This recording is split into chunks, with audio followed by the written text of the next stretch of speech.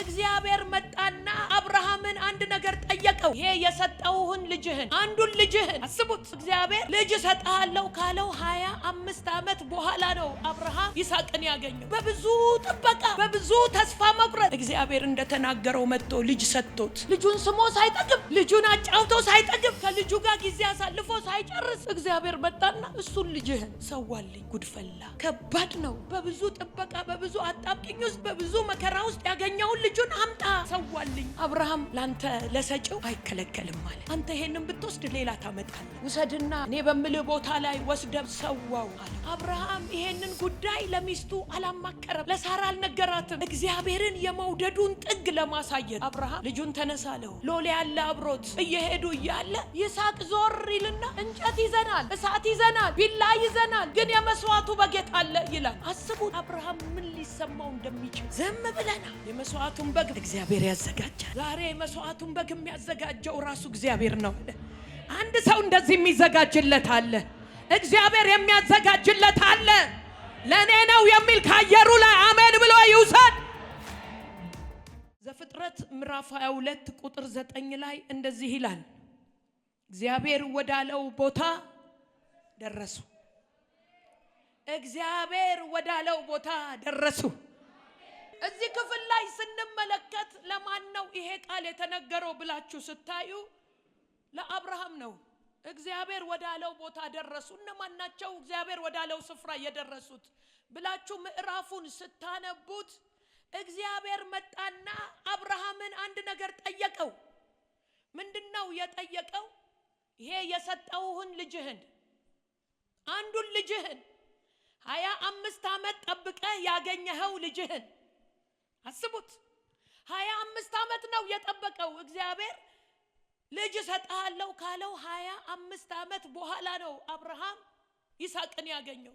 በብዙ ጥበቃ በብዙ ተስፋ መቁረጥ በብዙ ሐዘን በብዙ ለቅሶ የታለ ታዲያ እግዚአብሔር የተናገረኝ? የታለ ታዲያ እግዚአብሔር ያለኝ? እግዚአብሔር ከመናገር ውጪ ምንም ነገር አያደርግም ማለት ነው። እግዚአብሔር እየመጣ እኔ ላንተ ጋሻ ነኝ ይለኛል።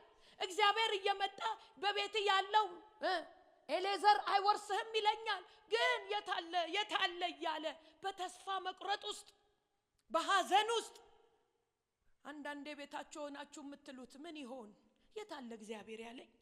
የታለ የነገረኝ? በነብይ ከሌ ያለኝ፣ በቃሉ ያለኝ፣ ከሌ ሲጸልይ የነገረኝ የታለ? የታለ የምትሉት ልክ አብርሃምም የታለ እግዚአብሔር በልጅ ባርካለሁ ነገድ ሁሉ ባንተ ዘር ይባረካል ብሎኝ የታለ? ስምህን አከብረዋለሁ ብሎኝ የታለ? የሚባርኩ ይባርኩሃል ብሎኝ የታለ? የሚረግሙ ይረገማሉ ብሎኝ የተናገረኝ የታለ? እያለ በብዙ ጥበቃ ውስጥ ያገኘውን አንድ ልጁን እግዚአብሔር እንደተናገረው መጥቶ ልጅ ሰጥቶት የሚያምር ልጅ ሰጥቶት ልጁን ስሞ ሳይጠግብ አንድ ልጅ ያለው ሰው አስቡ። ልጁን ስሞ ሳይጠግብ ልጁን አጫውቶ ሳይጠግብ ከልጁ ጋር ጊዜ አሳልፎ ሳይጨርስ እግዚአብሔር መጣና እሱን ልጅህን ምን አድርግልኝ? ሰዋልኝ። ጉድፈላ ከባድ ነው ወገኖቼ። በብዙ ጥበቃ በብዙ አጣብቂኝ ውስጥ በብዙ መከራ ውስጥ ያገኘውን ልጁን አምጣ ሰዋልኝ ሲለው አብርሃም ላንተ ለሰጪው አይከለከልም ማለት ለሰጪው አይከለከልም። አንተ ይሄንን ብትወስድ ሌላ ታመጣለህ። አንተ ይሄንን ብትወስድ ሌላ መስጠት ትችላለህ። አንተንም ቢማለት አልችልም፣ ልጅ ቢኖር ባይኖር። ስለዚህ አልከለክልህም። ምን እንዳረግ ነው የምትፈልገው? ውሰድና እኔ በምልህ ቦታ ላይ ወስደ ምን አድርገው? ሰዋው፣ እረደው አለው።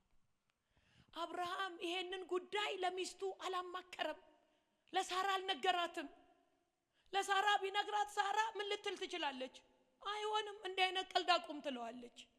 እንዲህ አይነት ጨዋታን ታቆማለህ፣ በል በስንት መከራ ያገኘሁት ልጅ እግዚአብሔር የለም እኔ ለዞር በል፣ አንተም ብትሆን ዞር በል ነው የምትለው። ለምን? በስተርጅና ያገኘችው ልጇ ነው።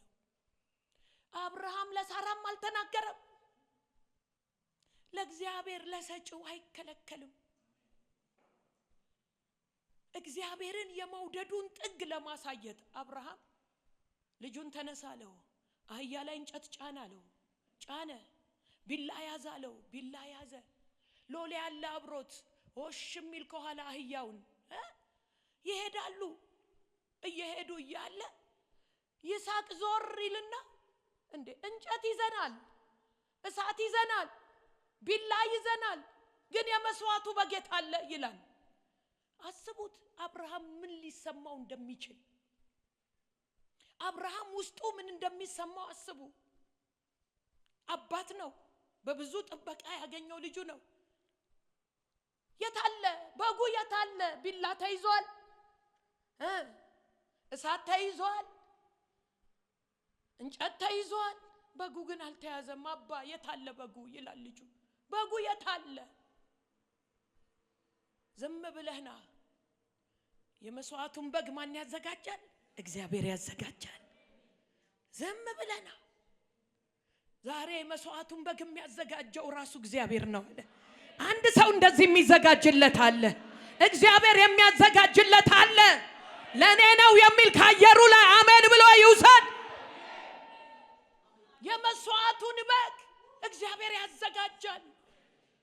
ወሽ የሚለው ደግሞ ሎሌው የታለ በጉ የታለ ይላል። እሱም በተራው አብሮ አህያውን ወሽ የሚለውም የታለ በግ ይላል። ማንም እንዲያሰናክለው አልፈለገም አብርሃም። እግዚአብሔር ካለው ሐሳብ ውጪ ማንም እንዲያሰናክለው፣ ማንም እንዲገባበት አልፈለገም። ዛሬ ማንም አይግባባችሁ በእናንተና በእግዚአብሔር መካከል። የሚገርመው ይሄንን ሎሌውን ምን አለው? ቆይ በቃ አንተ እዚህ ጠብቃለሁ። አንተ አንዳንድ አሰናካይ ሰዎች ስላሉ በመንገዳችሁ የሚያሰናክሉ። አብርሃም ከዚህ ሰውዬ መሸሽ እንዳለበት ገባውና ቆይ አንተ አሰናካይ ነህ አለ። አስሬ ምን ይላል? በጎ የታለ ይላል። ስለዚህ ቆይ አንተ እዚህ ጠብቀን፣ እኛ መስዋዕት አቅርበን እንመለሳለን። አንተ በቃ አህያውን ለኛ ስጠን፣ እንጨቱን እንደጫንክ አንተ እዚህ ቁጭ በል፣ በቃ አታስፈልግም አንተ። አንዳንድ በህይወታችሁ የማያስፈልጉ ሰዎችን ዛሬ እግዚአብሔር ይገላግላችኋል። የሚገላግል መንፈስ ያገኛችኋል። አሰናካዮችን ከመንገዳችሁ ይጠርግላችኋል። አረ ይጠረግ የሚል አሜን ይበለኝ። እግዚአብሔር ወዳላችሁ ስፍራ እንዳትደርሱ፣ እግዚአብሔር ወደ ነገራችሁ እንዳትደርሱ መንገድ ላይ የሚያስቀሩ ሰዎች አሉ። የውድቀት እያወሩ ሽንፈት እያወሩ አሞኛል ካላችሁ እኔ እንጃ ሳይሃው ፊት ተቋቁሯል፣ እኔ እንጃ ሄና ዓመት አታልፍም የሚሉ አሉ እኮ። ሆስፒታል መጣው ደረት የሚደቁ ወይ በቃ ተስፋም የላትም የሚሉ። ከእንደነዚህ አይነት ሰዎች 100 ሜትር አይደለም ልብስም ጥሎ ከሆን መሸሽ ነው። ውድቀት ከሚያወሩ፣ ሐዘን ከሚያወሩ፣ ፍርሃት ከሚያወሩ ሰዎች መጽሐፍ ቅዱስ ሲናገር ከምትሰሙት ተጠበቁ። ለምን ይወርሳል? ለምን ይይዛል? ስለዚህ አብርሃም አንተ አታስፈልግም ማለት አታስፈልግም። በቃ አንተ ምንድነህ? እዚህ ጠብቀን፣ እኔና ልጄ ምን እናረጋለን? የመስዋዕቱን በግ አርደን ለእግዚአብሔር መስዋዕቱን አቅርበን እንመጣለን። እዚህ ጠብቃለሁ። እሺ ብሎ ሎሌው እታች ጠበቃቸው። እነሱ ምን አደረጉ? ያንን ተራራ ወጡ። ማን? አብርሃምና ይስሐቅ።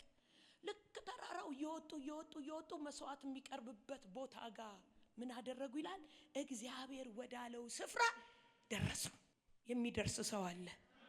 እግዚአብሔር ወዳለሽ ትደርሻለሽ።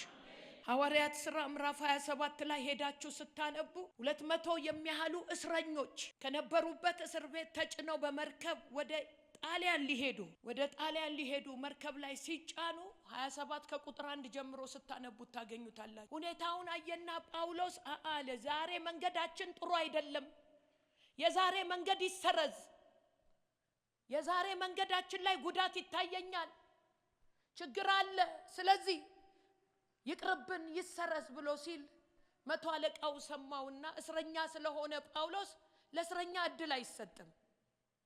ስለዚህ ዝም በል አለው። ዝም በል። መርከቡ የሚነዳው ሰውዬ ልምድ ያለው፣ መርከቢቷ ደግሞ የታወቀች፣ ምንም ችግር የለም እንሄዳለን አለ። እንሄዳለን ብለው ተነሱ ይላል። ተነስተው ጥግ ጥጉን አርገው ሲሄዱ ንፋስ የለም አያችሁ ዝም ብሎ ነው የሚቀባጥረው ይሄ ቀባጣሪ ብለውት እነ ጳውሎስ ቀባጣሪ ተብሎ ቀስ ብለው ሲሄዱ ሰላም ነው ዝም አላቸው ሄዱ ጉዞ ጀመሩ ሄዱና መሃል መንገድ ሲደርሱ መመለስ ወደማይችሉበት ቦታ ሲደርሱ ያልጠበቁት አውራቂስ የሚባል አውሎ ነፋስ ምን አደረገባቸው ከፊት ለፊታቸው ተነሳ ሊያጠፋቸው ተነሳ ይላል በኃይለኛ ያ የታመኑበት ካፒቴኑ ከካፒቴኑ እጅ መርከቡ ምን አረጋው አውራቂስ ነጠቀው እንደገና እሱ ብቻ አይደለም መርከቢቷ እየተሽከረከረች ሁሉም መጮ ጀመሩ አስቡት እንዲህ ሲያሽከረክራቸው ሲገለባብጣቸው ምን ሊሆኑ እንደሚችሉ አስቡ ግማሹ ያስመልሳል ግማሹ ምን ይላል ግማሹ ይጮሃል ወደ 200 እስረኛ ምነው ሰምታችሁኝ በሆነ ኖሮ አለ ጳውሎስ ሰምታችሁኝ ቢሆን የሁሉ መከራ የሁሉ ችግር ባልደረሰ ነበር ምንም አልቻሉም ስንት ቀን እንደሚል ታውቃላችሁ 14 ቀን ሙሉ ፀሐይና ጨረቃን አላዩም በዛ ባህር ላይ ሆነው ፀሐይ ማየት አልቻሉም ጨረቃ ማየት አልቻሉም ምግብ አልበሉም ስንት ቀን 14 ቀን ያስመልሳቸዋል ሞት ነው የሚጠብቁት የተጫነ ንብረት ሁሉ ያነሱ ወደ ምን ይጥላሉ ወደ ባህር ይጥላሉ አትሊስት መርከቧ ቢቀላት ብለው የተጫነ ንብረት ሁሉ ተጣለ ግን ምን ሆነ መርከቢቷ መሰባበር ጀመረች መገነጣጠል ጀመረች ከዛ እንዲህ አላቸው በመካከላቸው ቆመና ጳውሎስ እንዲህ ብሎ ተናገረ ሳይበሉም ብዙ ቀን ከቆዩ በኋላ ያን ጊዜ ጳውሎስ በመካከላቸው ቆሞ እንዲህ አለ እናንተ ሰዎች ሆይ ሰምታችሁኝ በሆነ ኖሮ ከቀርጤስ እንዳትነሱ ይህንም ጥፋትና ጉዳት እንዳታገኙ ይገባችሁ ነበር አሁንም ቁጥር 22 አሁንም አይዟችሁ ብዬ መክራችኋለሁ መርከብ እንጂ ከናንተ አንድስ ነፍስ እንኳን አይጠፋምና የርሱ የምሆን ደግሞ የማመልከው የእግዚአብሔር መልአክ በዚህ ሌሊት በአጠገቤ ቆሞ ነበርና እርሱም ጳውሎስ ሆይ አትፍራ በቂሳር ፊት ልትቆም ይገባሃል እነሆ እግዚአብሔር ካንተ ጋር ከሚሄዱት ሁሉ ሰጥቶሃል አለኝ ስለዚህም እናንተ ሰዎች ሆይ አይዟችሁ እንደተናገረኝ እንዲሁ እንዲያደርግ እግዚአብሔርን ምን አረጋለሁ አምናለሁ እንደተናገረኝ እንዳሳየኝ እንደሚሆን ምን አረጋለሁ እግዚአብሔርን አምናለሁ ስለዚህ በሰላም እንደርሳለን አይዟችሁ ማዕበሉ ችግሩ ፈተናው የተነሳው ነገር እዚህ ባህር ላይ አያስቀረንም እግዚአብሔር ያለን ጋር እንደርሳለን እግዚአብሔር የነገረን ጋር እንደርሳለን ዛሬ ወጀብ በስቶብሻል ዛሬ ፈተና በስቶባችኋል ዛሬ አውሎ ነፋሱ በስቷል የያንዳንዱ አውራቂስ ምን እንደሆነ አላውቅም ምን ይሆን አውራቂሳችሁ ሊያጠፋችሁ የተነሳ እግዚአብሔር ያላችሁ ጋር እንዳትደርሱ መንገድ ላይ ሊያስቀራችሁ ያለ እግዚአብሔር ያሳያችሁ ጋር እንዳትደርሱ መንገድ ላይ ሊያስቀራችሁ ያለ አውራቂስ ምን ይሆን ጳውሎስ ግን እንዲህ አለ አይዟችሁ እንደተናገረኝ እንዲሁ እንዲያደርግ አውቃለሁ አምነዋለሁ በሰላም እንደርሳለን አለ በሰላም እንደርሳለን እግዚአብሔር ያለን ጋር እንደርሳለን እግዚአብሔር የነገረን ጋር እንደርሳለን ያየነው ጋር እንደርሳለን የተባለልን ጋር እንደርሳለን እረጩሁና እደርሳለሁ በሉ ቁጥር 44 ላይ ከ42 ጀምሬ ላንብበው ወታደሮቹም ከእስረኞቹ አንድስ እንኳን ዋይንቶ እንዳይወጣ ይገሏቸው ዘንድ ተማከሩ የመቶ አለቃው ግን ጳውሎስን ያድን ዘንድ አስቦ ምክራቸውን ከለከለ ዋና የሚያውቁትንም ከመርከብ ራሳቸውን እየወረወሩ አስቀድመው ወደ ምድር ይወጡ ዘንድ የቀሩትም እኩሌቶቹ በሳንቃዎች ላይ እኩሌቶቹም በመርከብ ስባሪ ይወጡ ዘንድ አዘዘ እንዲሁም ሁሉ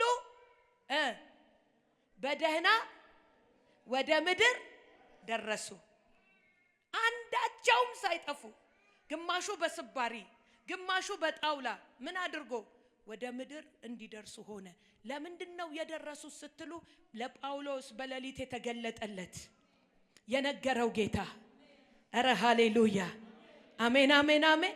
እግዚአብሔር ያላችሁ ጋር ትደርሳላችሁ። እግዚአብሔር የነገራችሁ ጋር ትደርሳላችሁ። እኩሌቶቹ አለ እኩሌቶቹ የቀሩትም እኩሌቶቹ በሳንቃዎች ላይ እኩሌቶቹም በመርከብ ስባሪ ይወጡ ዘንድ አዘዘ። እንዲሁም ሁሉ በደህና ወደ ምድር ደረሱ። እደርሳለሁ የሚል ሰው በእውነት እግዚአብሔር ያለኝ ጋር ደርሳለሁ። ዛሬ ሁኔታዬን አላይም፣ ዛሬ ቤቴን አላይም፣ ዛሬ እጄን አላይም፣ ዛሬ የተበላሸውን ነገር አላይም። እደርሳለሁ የሚል ቆሞ እደርሳለሁ ይበለኝ። ታዲያ በደህና ምን አደረጉ? ደረሱ። ምዕራፍ 28 ቁጥር 1 ላይ በደህና ከደረስን በኋላ ከዚያን ጊዜ ደሴቲቱ መላጥያ እንድትባል አወቅን። አረማውያን የሚያስገርም ቸርነት አደረጉልን። ዝናብ ስለሆነም ስለ ብርዱም እሳት አንድደው ሁላችንን ተቀበሉን። ጳውሎስ ግን ብዙ ጭራሮ አከማችቶ ወደ እሳት ሲጨምር እፉኝት ከሙቀቱ የተነሳ ወጥታ እጁን ነደፈችው። አረማውያንም እባብ በእጁ ተንጠልጥሎ ባዩ ጊዜ እርስ በርሳቸው ይህ ሰው በእርግጥ ምንድነው? ነፍሰ ገዳይ ነው። አስቡት። በደህና ከደረስን በኋላ ያንን ማዕበል፣ ያንን ፈተና፣ ያንን ችግር፣ ያንን ውጣውረድ፣ ያንን ጨለማ፣ ያንን የሞት በእኔና በሞት መካከል አንድ እርምጃ ቀረ አለ ዳዊት። እንደዚህ የሆነ በሞትና በነሱ መካከል አንድ እርምጃ ቀርቶ ያንን ጨለማ አልፈው በደህና ከደረሱ በኋላ ሌላ ፈተና አንዱን አለፍኩ ስቲ ሌላ፣ ሌላውን አለፍኩ ስቲ ሌላ እየተቀያየረ የዱላ ቅብብል፣ የፈተናው ብዛት፣ የመከራው ብዛት ምርር ያላችሁ ሰዎች፣ ስልችት ያላችሁ ሰዎች እመኑኝ ዛሬ መልእክት አለኝ። በደህና ትደርሳላችሁ። እግዚአብሔር ያላችሁ ጋር ትደርሳላችሁ። እግዚአብሔር የነገራችሁ ጋር ትደርሳላችሁ። እኔን የረዳ ይረዳችኋል። እኔን ያገዘ ያግዛችኋል። በእውነት እደርሳለሁ የሚል ሰው ጮሆ እደርሳለሁ ይበለኝ። ማዕበሉ እያለ ትደርሳለህ። ችግሩ እያለ ትደርሳለህ። አይገርማችሁም? ያንን ማዕበል አልፈው እሳት የሞቁ እሳት አንድደው አረማውያኖች ጠበቁን። ከዛስ ጭራሮ አምጥቶ እሳት ውስጥ ሊጨምር ሲል እባብ መጣች። እፉኝት ማለት በጣም መርዛም ናት። አንዴ ከነደፈች ጧ አርጋ ነው የምትጥለው። እብጥ ብሎ ሰውየው ወዲያው ነው ወድቆ የሚሞተው። ልክ እባብ እጁ ላይ ነክሳው ይዛ ሲመለከቱ ምን አሉ? ይሄ ሰው በእርግጥ ነፍሰ ገዳይ ነው። ጳውሎስን ይሄ ሰውዬ ምንድነው አሉት? ነፍሰ ገዳይ። ጳውሎስ ነፍሰ ገዳይ ነው አይደለም። የእግዚአብሔርን ድምጽ ሰምቶ አረ ተው ሲል ነበረ። ይሄ ሰውዬ ነፍሰ ገዳይ ነው። ኃጢአተኛ ባይሆን ኖሮ ከዛ መከራ አልፎ አሁን ምን አያርግም? እፉኝት አይነድፈውም ነበር። አሁን በቃ ይሞታል ብለው ሲጠብቁ፣ እስኪ ሲጠብቁ በሉ። አይኑን ሲያዩት ካሁን ወደቀ፣ ካሁን አበጠ፣ ካሁን ተነፋፋ፣ ካሁን ጧ ብሎ ወደቀ ብለው ሲጠብቁ እሱ ምን አረጋት ይላል? እሳት ውስጥ አራገፋት። እሳት ውስጥ አራገፋት። እረ ዛሬ አራግፈህ ትወጣለህ።